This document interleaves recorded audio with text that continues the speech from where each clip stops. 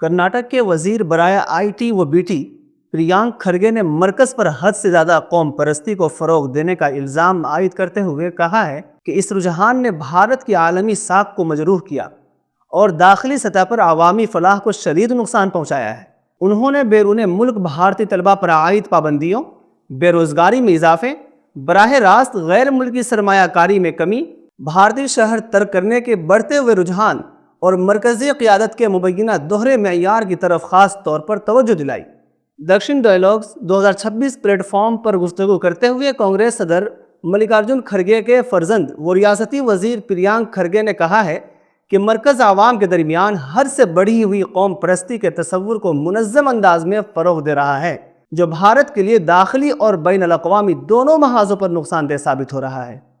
انہوں نے اس پالیسی کے بیرونی مضمرات بیان کرتے ہوئے کہا کہ آسٹریلیا کی بعض ریاستوں میں بھارتی طلبہ پر پابندیاں عائد کی جا رہی ہیں،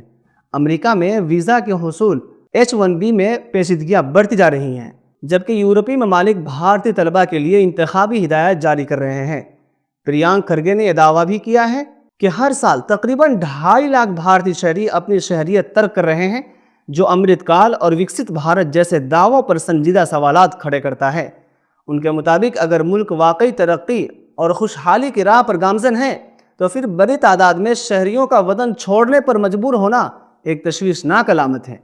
کھرگے نے واضح کیا کہ قوم پرستی بذات خود کبھی مسئلہ نہیں رہی، لیکن جب یہ حد سے تجاوز کر جائے تو یہ مسائل کے وجود ہی سے انکار کر کے ان کے حل کے تمام راہیں مسدود کر دیتی ہیں۔ وزیر موصوف نے ان داخلی ناکامیوں کی بھی نشاندہی کی جنہیں مرکز تسلیم کرنے پر آمادہ نہیں، جن میں آزادی کے بعد کی بلند ترین بے روزگاری، مسلسل مہنگائی، FDI میں نمایاں کمی اور متوسط، نچلے متوسط اور خط افلاس سے نیچے زندگی گزارنے والے خاندانوں کی بڑھتی ہوئی مشکلات شامل ہیں۔ مرکزی قیادت پر منافقت کا الزام عائد کرتے ہوئے پریانک کھرگے نے مثالیں پیش کی کہ قومی سلامتی کے مشیر اجیت ڈوبھال کے بچے غیر ملکی شہریت رکھتے ہیں،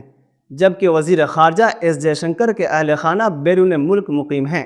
پریانک کھرگے کی یہ بات درست ہے کہ قیادت کا دوہرا معیار عوام کے اعتماد کو کمزور کرتا ہے۔ جو لوگ عوام کو وطن پرستی کے سخت اسباق دیتے ہیں، اگر ان کا اپنا طرز عمل انہی دعووں سے ٹکراتا ہوں تو سوال اٹھنا فطری ہے۔ اس لیے ضرورت اس امر کی ہے کہ قوم پرستی کو محض شور، نعروں اور جذبات کے بجائے انصاف، معاشی استحکام، سماجی ہم آہنگی اور عالمی وقار سے جوڑا جائے، کیونکہ مضبوط قوم وہی ہوتی ہے جو اپنے مسائل کو تسلیم کرے اور انہیں حل کرنے کا حوصلہ و جرأت رکھتی ہو۔